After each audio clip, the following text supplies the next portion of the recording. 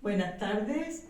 La conferencia que vamos a tener lugar hoy en la tertulia de farmacia del Ateneo de Cádiz la hemos denominado Elaboración de los cloruros de óxido de calcio y sodio en el laboratorio anejo a la farmacia del profesor José Pablo Pérez en 1850. El objetivo de este trabajo, el propósito que hemos tenido en cuenta, es el estudio de una memoria publicada en el tomo quinto del periódico de la Sociedad Médico-Quirúrgica de Cádiz, correspondiendo a los años 1829 y 1830. Documentación localizada en la Real Academia de Medicina y Cirugía de Cádiz. Hacemos un recordatorio de los orígenes de la Real Academia en sus diferentes etapas, que fueron Sociedad Médica de Cádiz, Sociedad Médico-Quirúrgica, Real Academia Médico-Quirúrgica y la actual, que es la Real Academia de Medicina y Cirugía de Cádiz. La Sociedad Médica de Cádiz fue fundada por un grupo de profesores del Real Colegio de Cirugía de la Armada, considerándose el primer socio fundacional Francisco Javier Laso de la Vega. El 30 de septiembre de 1815 fue aprobado el reglamento. Esta sociedad tenía un ambicioso proyecto, que era la formación de una historia médica nacional, como un servicio a la literatura española. El reglamento de la Sociedad Médico-Quirúrgica fue firmado por todos los socios el 18 de abril de 1816, y ratificado el 27 de enero de 1818. La actividad publicista de la sociedad tiene su base en el periódico de la misma. En 1820, coincidiendo con el inicio del trienio liberal, comenzó a publicarse el periódico, como se vislumbra en el primer tomo del mismo, que corresponde a 1820. El periódico sirvió como vehículo de comunicación entre continentes, ya que por la gran variedad de sus socios corresponsales de todas las nacionalidades pudo ser recibido en Europa, América, Asia y África. De la Sociedad Médico-Quirúrgica lo podemos considerar como el antecedente inmediato a la actual Real Academia. Aquí tenemos el escudo de la Sociedad Médico-Quirúrgica. Y seguimos con la Sociedad Médico-Quirúrgica, que el 23 de septiembre de 1824 fueron cerradas todas las academias de España por Real Orden. Tuvo un nefasto y terrible aspecto este cierre, ya que se había tardado muchos años en sacar todos los trabajos de esta sociedad a la luz. El 16 de enero de 1828 se volvieron a abrir las Reales Academias, por Real Orden. La Real Junta Superior Gubernativa es la encargada de la reorganización de las corporaciones literarias bajo un nuevo reglamento. Surge así la Real Academia Médico-Quirúrgica de Cádiz, nombre que será conocido hasta 1831. En 1828, la Real Junta Superior Gubernativa nombra a la Real Academia Médico-Quirúrgica de Cádiz sus delegadas en Cádiz y en los pueblos de la provincia. Y ya tras la aprobación por Fernando VII del reglamento de las Reales Academias, surge la Real Academia de Medicina y Cirugía de Cádiz, junto con las de Madrid, Santiago de Compostela, Valladolid, Sevilla, Granada, Valencia, Barcelona, Zaragoza y Palma de Mallorca. Este es el escudo actual de la Real Academia. Comenzamos con el trabajo que corresponde a la conferencia de hoy. Es una memoria realizada por el farmacéutico o profesor de farmacia en la época, José Pablo Pérez, y la describimos de la siguiente forma. Es una memoria sobre la elaboración de cloruros de óxido de calcio y sodio, que se presentó a la Real Academia de Medicina de Cádiz justo en la etapa de Real Academia Médico-Quirúrgica. También en esta misma memoria se encuentra el dictamen de la sección de ciencias accesorias sobre esta memoria, y está publicada en el tomo quinto del periódico de la sociedad. Hacemos una revisión bibliográfica quirúrgica de José Pablo Pérez, que es el autor de la memoria. Bien, su biografía, podemos decir que era farmacéutico y que su firma aparece en el reglamento de la Sociedad Médico-Quirúrgica de 1818. Posteriormente renunció a su plaza de académico de número, retomándolo posteriormente. En 1830 y en 1831 volvió a pasar a corresponsal. Tenía botica en la plaza de San Juan de Dios, en el número 213. Perteneció al movimiento fundacional del Ilustrísimo Colegio Oficial de Farmacéuticos y ocupaba el puesto de secretario de la primera Junta de Gobierno junto con Juan Bautista Chape y Guisado. El tomo quinto del periódico de la Sociedad Médico-Quirúrgica la conocemos como Actas y Memorias de la Real Academia Médico-Quirúrgica de Cádiz. Aquí tenemos la portada de ese tomo, donde está publicada la memoria. Bien, y en la publicación podemos leer que presentada la memoria a la Real Academia Médico-Quirúrgica en la sesión del 31 de julio de ese año, se acordó que pasara a examen de la sección de ciencias accesorias para analizar el contenido de la misma y que las personas que la fueran a juzgar, los académicos de número que la fueran a juzgar, pues hicieran un dictamen de los contenidos y que se le comunicara al autor de la misma el resultado de esas investigaciones.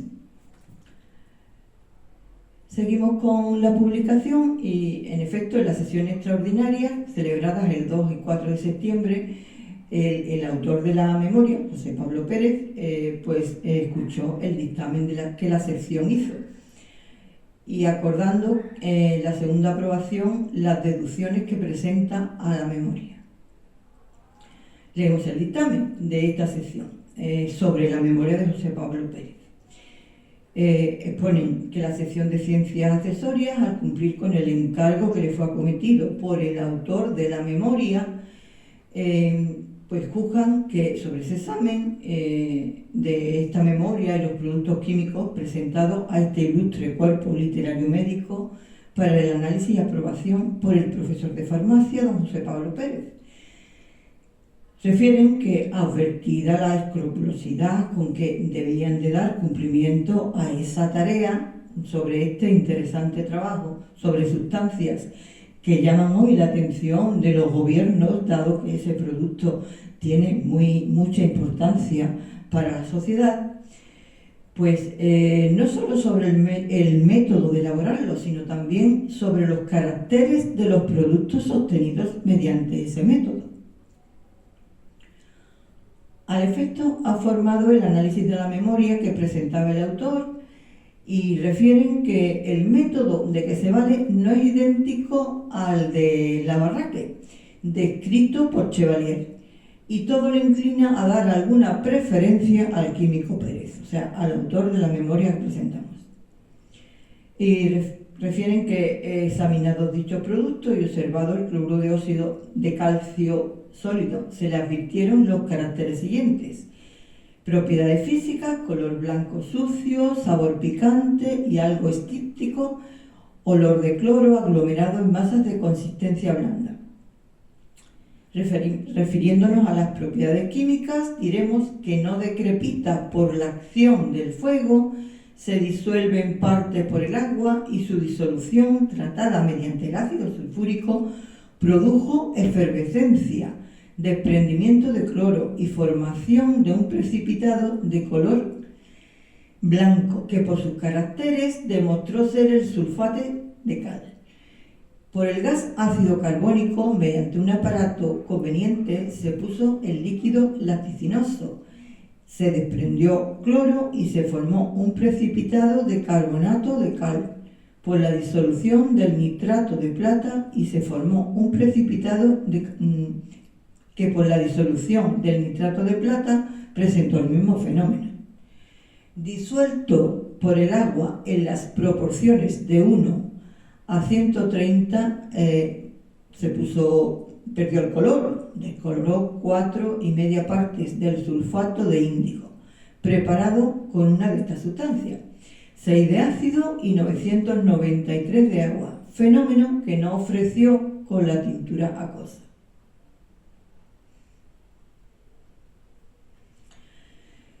Las sustancias animales en putrefacción sumergidas en la disolución hecha con las proporciones dichas perdieron su fetidez y adquirieron consistencia. El de Sosa no correspondió menos a las esperanzas de su elaborador, o sea, de José Pablo Pérez. Él ofreció el producto conseguido, ofreció un color blanco, una consistencia mayor que la de cal, olor de cloro, sabor picante y salado. Y refiriéndonos a las propiedades químicas, pues crepita ligeramente puesto sobre las ascuas, disuelto en el agua en las proporciones de 3 partes de aquel y 20 de esta. Y marcó en el alómetro lo mismo que el licor de la Barraque, 14 grados. Las propiedades de esta disolución son las de un licor dísfano y salado. Una parte de él es jabonoso al tacto y haciendo otra vez una decoloración, pues conseguimos 18 partes de la tintura de índigo, preparado según el procedimiento de la Barraque. El gas ácido carbónico no le produjo alteración. El sulfúrico causó efervescencia con desprendimiento de cloro, pero sin alterar su transparencia ni formar precipitado. Hecho el examen comparativo con el licor de la Barraque y después de tratados ambos, mediante la acción del ácido sulfúrico, decoloraron, aunque con menos intensidad, con el nitrato de plata produjo efervescencia con desprendimiento de cloro y formación de un precipitado de color blanco.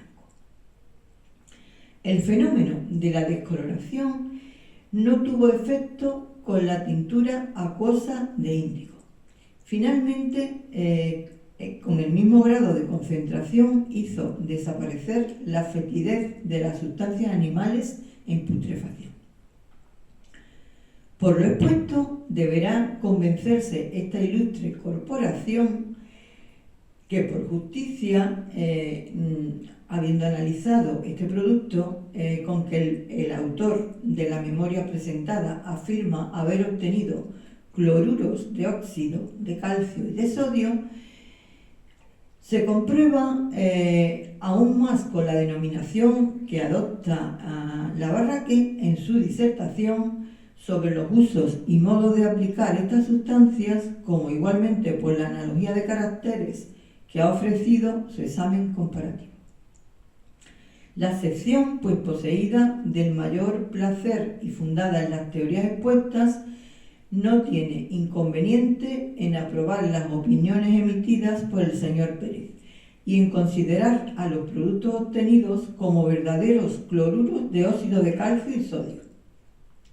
Pero como la excelencia de su método para su más fácil comprensión no puede advertirse, sino por comparación con los diversos que se conocen hoy día en toda Europa, refiriéndose a la actualidad de la época de 1830, de los que algunos se practican en esta ciudad, la sección ha juzgado oportuno, a pesar de la descripción que se ha hecho en el diario mercantil de la época, del 15 del corriente, acerca del que usa la Barraque, el hacer una breve reseña con otros métodos publicados. El procedimiento de la Barraque para la elaboración del cloruro de sosa líquido lo hacía tomando 5 libras de carbonato de sosa cristalizado, según la época, y 20 de agua destilada. Se hacía la disolución, que debía marcar 12 grados en el areómetro para las sales. Se produce por el cloro por los medios conocidos y haciéndolo pasar a través de un frasco con agua. Se conduce a un segundo en donde debe encontrarse la disolución del carbonato de sosa. La operación se juzga concluida cuando una parte de este licor decolora 18 del sulfato de índigo.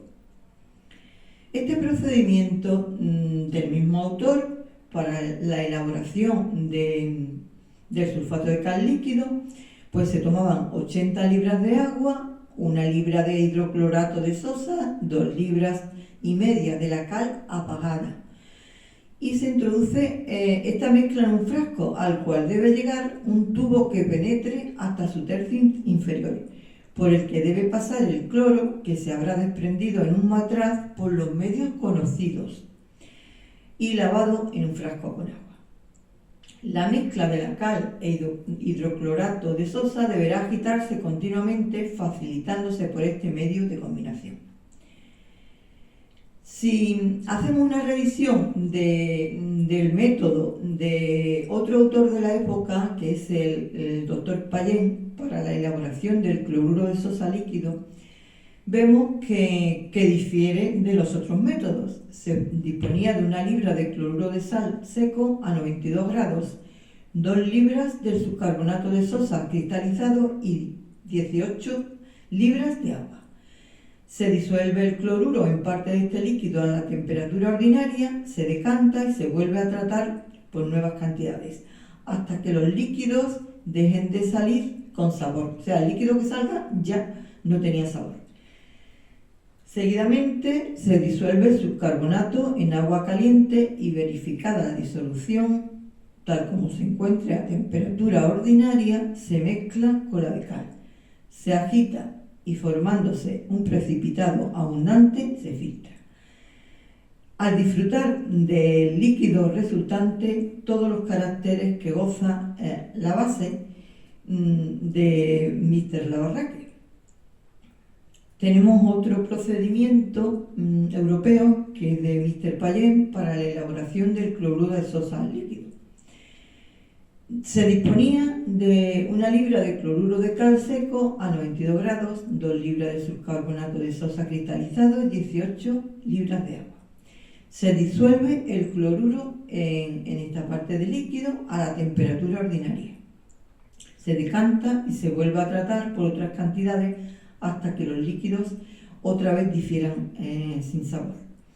Seguidamente disolvemos el carbonato en agua caliente y una vez que se disuelve, pues se forma un precipitado también abundante. Otro procedimiento es el de Overkamp para la preparación del cloruro de cal seco. Se toma la cal hidratada bajo la forma de polvo fino y se introduce en un tonel guarnecido, interiormente que tenga radios estrechos y atravesado por un eje hueco por el que rueda. Este eje debe encontrarse perforado en toda su superficie. Los agujeros deben ser pequeños y deben dar salida al cloro que se desprende de la mezcla de ácido hidroclórico y manganeso. Al tonel se le da movimiento de rotación mediante una maniqueta. Para mantener ese movimiento, para que la cal hidratada esté en movimiento hasta la completa formación de cloruro. Este cloruro, si no se encuentra bien saturado, deberá someterse por segunda vez a la acción del cloro. Tenemos otro procedimiento seguido por Mr. Ure para el cloruro de cal seco. Y este método consiste en que la cal hidratada en un recipiente hecho de piedra silícea y de figura cuadrada desprendría cloro mediante la mezcla del que se valen los demás autores en un alambique cuya parte inferior tiene que ser de hierro y la superior de plomo, o bien todo el formado por este metal, o sea, todo de plomo o bien hierro y plomo. Y una vez que se eleva la temperatura de la mezcla, se desprende el cloro que pasa por un frasco que contenga agua para lavarla. Se le conduce hasta el recipiente en donde está la cal hasta su perfecta saturación. El cloruro de cal y media onza de agua común se hace para disolverlo y filtrarlo. Y de este líquido cree el autor que se desprende cloro con lentitud. Es una investigación de este autor, pero que si se le añaden 2,5 onzas de sulfúrico, el desprendimiento de cloro se hace más rápidamente. La barra que lo prepara con 1 libra de cloruro de cal y 48 de agua. Y así se verifica la disolución según arte. Otro método es de Chevalier, que se hace con 3 onzas de cloruro de cal en 2 libras de agua. Se prepara el cloruro de cal sólido según se verifica para las artes. Este procedimiento es una modificación de otro de que ya hemos referido, pero la diferencia es que solo existe la disposición del recipiente, así como el cloro desprendido llegue directamente a la cal hidratada sin haber pasado por el agua. Finalmente, otro procedimiento es de Tennant, indicado por otro autor, y solo se diferencia del obtenido por las fábricas y del de Huret en la forma del aparato, ya que siendo demasiado complicado para la inteligencia, podrá consultarse en la obra de Chevalier. Y conviene, igual con los anteriores, pues se ve que en este caso es inútil lavar el cloro para obtener los cloruros. Y ya referimos las conclusiones de la sección de la Real Academia de Medicina y Cirugía del momento, que era la Real Academia Médico-Quirúrgica, que había analizado el producto que había sido sometido por el autor, que era José Pablo Pérez.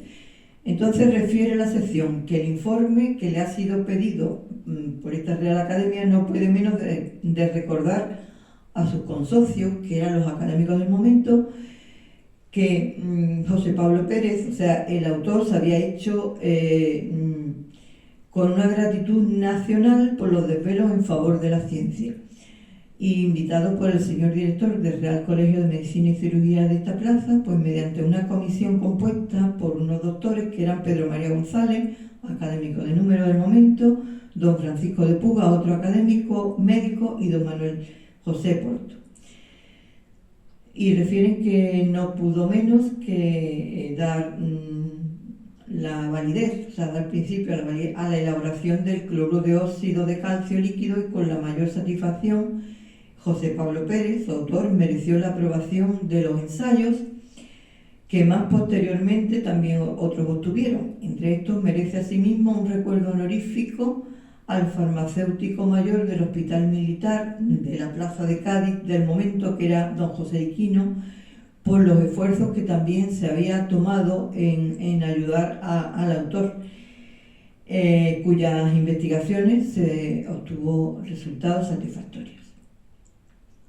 Y decidido el autor, el señor Pérez, a lograr su intento a toda costa de todo género de sacrificios, pues simplificó la preparación de la sustancia que proponía mediante la sencillez de su método, o sea, prometía simplificarlo y así conseguir la formación del cloruro de óxido de calcio sólido, y en este estado en que ha presentado esta sustancia para el examen la hace recomendable, ya que es más cómoda de obtener y más barata. Se obtiene en grandes cantidades bajo un pequeño volumen, y ya por la excepción del riesgo a que van expuestos los líquidos embotellados. Por tanto, la sección juzga que para dar una prueba al citado profesor de cuán gratos han sido a esta Real Academia sus trabajos sobre la elaboración de estos cloruros de óxido de calcio y sodio, se eleve a la Real Junta Superior Gubernativa de Medicina y Cirugía del Reino para que lo ponga en conocimiento de su majestad, por lo que pueda convenir al mejor servicio de su ejército y de la Armada la obtención de este producto. Asimismo, la sección juzga del mayor interés la publicación de la memoria del señor Pérez, del autor, para lo que la Academia podrá acordarle una grata acogida en el periódico de la Sociedad Médico-Quirúrgica, que es el periódico del momento. Y firman en Cádiz, 3 de septiembre de 1830, firma la comisión de académicos que la juzgó, que fueron Alonso García, Manuel José de Porto, Andrés Joaquín Azopardo, José Gavarrón y José Villar, que era el secretario de la sección. Y nada más, muchísimas gracias. Hasta aquí hemos llegado con la conferencia de esta tarde de la tertulia Juan Bautista Chape y Guisado del Ateneo de Cádiz. Muchas gracias.